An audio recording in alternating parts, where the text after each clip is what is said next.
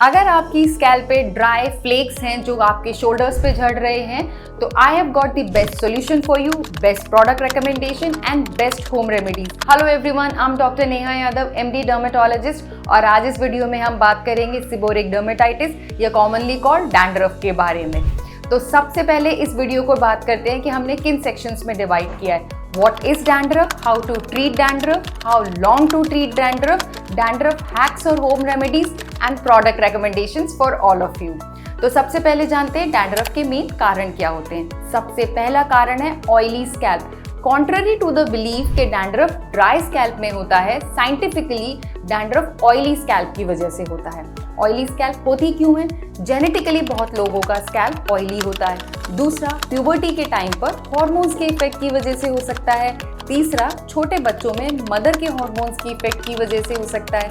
Body builders में anabolic hormones लेने की वजह से हो सकता है, या फिर हमारी डाइट में शुगर, ऑयली और इन्फ्लेमेटरी फूड ज़्यादा होने की वजह से भी हो सकता है। सेकेंड मेन कारण है फंगल ओवरग्रोथ। जो ऑयल हमारे स्कैल्प पे इतना सारा है वो एक टेस्टी फूड की तरह से काम करता है, और इस फूड में जो फंगस मेलिसीजिया है वो बहुत तेज़ी से और बहुत ज़्यादा ग्रो करता है, और उसकी वजह से हमारे स्कैल्प पे डैंड्रफ होने लगता है। तीसरा कारण है इन्फ्लेमेशन। अगर हमारी स्कैल्प का स्किन बैरियर खराब होगा, जो कि क्यों होता है, हम हमारे बालों को अच्छा स्टाइल करने के लिए बहुत सारे हीटिंग और स्टाइलिंग प्रोडक्ट्स यूज़ करते हैं, सेमी परमानेंट स्ट्रेटनिंग कराते हैं, हमारी डाइट बहुत ख़राब होती है, इतना स्ट्रेसफुल लाइफ जीते हैं जिसकी वजह से स्कैल्प स्किन बैरियर खराब, inflammation and ultimately dandruff. Rarely, I am saying rarely, कई बारी किसी एक सिवियर इंटरनल पैथोलॉजी को भी डैंड्रफ रिफ्लेक्ट करता है, पर ये बहुत रेयर कॉजेज होते हैं। इससे पहले कि हम डैंड्रफ को ट्रीट करें, लेट्स अंडरस्टैंड कि डैंड्रफ दिखता कैसे है। एक होता है पाउडरी डैंड्रफ जो कि हमारे शोल्डर्स पे झड़ता रहता है। दूसरा होता है स्टिकी डैंड्रफ जो कि जब हम हमारा सर खुजाते हैं तो नाखूनों में भर जाता है।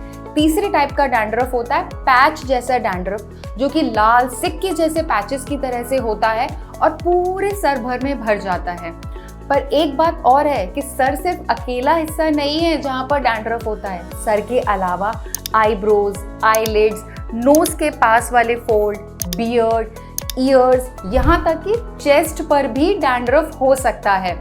तो ये बात भी समझनी पड़ेगी कि इन एरियाज में भी जो ड्राई फ्लेक्स हैं वो डैंड्रफ होते हैं, ड्राई स्किन या ड्राइनेस नहीं होती। तो अब जानते हैं कि how can we treat dandruff. First and foremost जो करना है वो है हेल्दी हेयर हैबिट्स। अगर आपको डैंड्रफ है तो हमारे को सबसे पहले करना है कि हमें हमारी स्कैल्प को क्लीन रखना है। स्कैल्प ऑयली है तो ऑयल हटाना ज़रूरी है। We have to wash our scalp every alternate day. अगर डैंड्रफ बहुत ज़्यादा है तो हो सकता है कि डेली भी स्कैल्प वॉश करनी पड़ेगी। सेकेंड इज कि बालों में ऑयल लगाना अवॉइड करना है। ऑलरेडी ऑयल इतना ज़्यादा बन रहा है स्कैल्प में, उस पर अगर हम ऊपर से ऑयल और लगाएंगे तो सिचुएशन और ज़्यादा वर्स हो सकती है, फंगस और ज़्यादा ग्रो करेगा। अगर आपके ड्राई फ्रिजी बाल हैं और आपको लगता है कि आपको ऑयल की बहुत ज़्यादा नीड है and you can't do without it, तो आप अपनी स्कैल्प पे ऑयल नहीं लगाएंगे। You can take 2 to 3 drops of oil and you can just apply them on your hair strands, but completely avoid oiling of your scalp. Second part of the treatment is that we have to include antifungal shampoos or lotions in our treatment part. अब इसमें क्या होता है कि हमारे anti fungal shampoos हैं, इसमें सबसे ज़्यादा हमारे कीटोकोनाजोल, ZPTO, सेलेनियम सल्फाइड या साइक्लोपायरॉक्स जैसे कंपाउंड ऐड करते हैं, या फिर ऑयल कंट्रोलिंग कंपाउंड जैसे सैलिसिलिक एसिड या टार। अगर माइल्ड डैंड्रफ है तो स्कैल्प शैम्पू जिसमें 2% कीटोकोनाजोल है, या सीविन शैम्पू विद 1% ऑफ साइक्लोपायरॉक्स, या no scurf lotion with ketoconazole या जिंक पायरोथॉन, या Selsun shampoo with 1% of selenium sulphide use कर सकते हैं। अगर थोड़ा ज़्यादा डैंड्रफ है तो हमें कॉम्बिनेशन ट्रीटमेंट्स यूज़ करने पड़ते हैं, जैसे ललिकैन या ल्यूपिजोल शैम्पू जिसमें ललिकैन, ललिकोनाजोल और सैलिसिलिक एसिड का कॉम्बिनेशन है।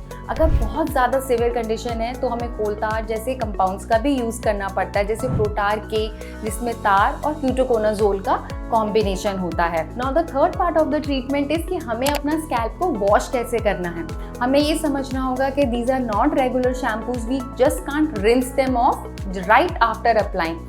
इनको हमें अपनी स्कैल्प पे लगाना है। तो द बेस्ट वे इज़ कि इनको हम अपनी स्कैल्प पे लगाएं, उनको एटलीस्ट 15 मिनट्स के लिए अपनी स्कैल्प पे छोड़ें और उसके बाद में हम इनको रिंस ऑफ कर दें प्लेन वाटर से, ताकि हम इन शैम्पूज़ का और इन एंटी डैंड्रफ लोशंस का मैक्सिमम बेनिफिट उठा सकें और हमारा डैंड्रफ कंट्रोल हो सके। अब सबसे अहम सवाल पे आते हैं कि कितने लंबे समय तक हमें डैंड्रफ का ट्रीटमेंट कंटिन्यू रखना है।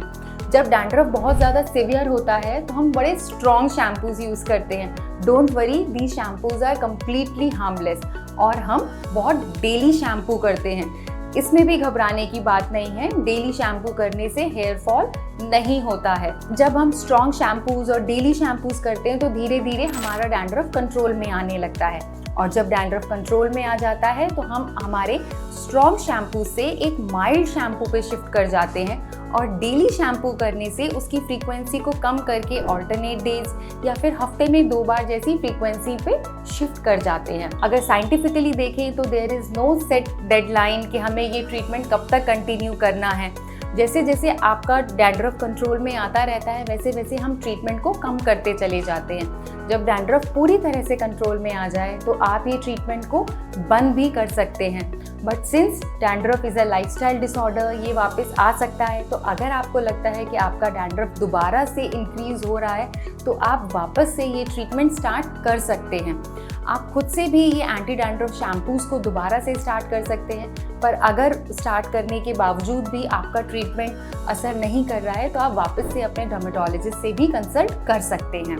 आई नो कि ये ट्रीटमेंट्स और ये शैम्पूज़ आपको अच्छे नहीं लगते हैं और आप चाहते हैं कि घर पे ही कुछ इसका सोल्यूशन निकल आए, तो मैं आपके लिए कुछ होम रेमेडीज़ भी लेके आई हूँ। पहली होम रेमेडी जो आपके लिए है वो है apple cider vinegar. Apple cider vinegar को आप as 1:1 dilution as a head rinse use कर सकते हैं। ये एंटी इन्फ्लेमेटरी होता है, इसमें थोड़ी सी एंटी फंगल प्रॉपर्टीज़ होती हैं जिससे आपको डैंड्रफ में रिलीफ मिलेगा, पर इसमें कोई साइंटिफिक बैकिंग नहीं है। सेकेंडली, आप टी ट्री ऑयल का यूज़ कर सकते हैं। आप टी ट्री ऑयल की 3-4 ड्रॉप्स को अपने नॉर्मल शैम्पू में मिक्स कर सकते हैं। ये एंटी इन्फ्लेमेटरी है, एंटी फंगल प्रॉपर्टीज़ हैं इसमें, तो ये आपके डैंड्रफ को कंट्रोल करेगा। इसके अलावा आप ग्रीन टी भी यूज़ कर सकते हैं। आप ग्रीन टी बैग्स को थोड़ा सा पानी में बॉईल कर सकते हैं और वो जो पानी है जो उसमें आपने ग्रीन टी को सिमर किया है उसको आप as a head rinse use कर सकते हैं। Again because of its anti inflammatory properties and slight anti fungal properties, ये आपके डैंड्रफ को हेल्प करेगा। But these are not substitute for your anti dandruff shampoo and for your dermatologist prescription. Now what are those home remedies that you should completely avoid ताकि आपका dandruff verse ना हो? These are olive oil. Olive oil acts as a breeding ground for fungus. Olive oil लगाने से आपका fungus और तेज़ी से ग्रो करेगा और आपका डैंड्रफ वर्स हो जाएगा। Secondly is coconut oil. अगर आपको डैंड्रफ है और आप उस पर अगर कोकोनट ऑयल की मसाजेस करते जाएंगे तो आपका डैंड्रफ और ख़राब हो सकता है। तो मैं एंड में आपको सिर्फ यही बोलना चाहूँगी कि डैंड्रफ एक क्रॉनिक कंडीशन है जिसमें हमें लॉन्ग टर्म ट्रीटमेंट की ज़रूरत रहती है। सेकेंडली, डैंड्रफ एक लाइफस्टाइल डिसऑर्डर है जिसे हम anti dandruff shampoos, anti dandruff treatment से कंट्रोल कर सकते हैं। इसका कोई भी एज सच परमानेंट क्योर नहीं होता।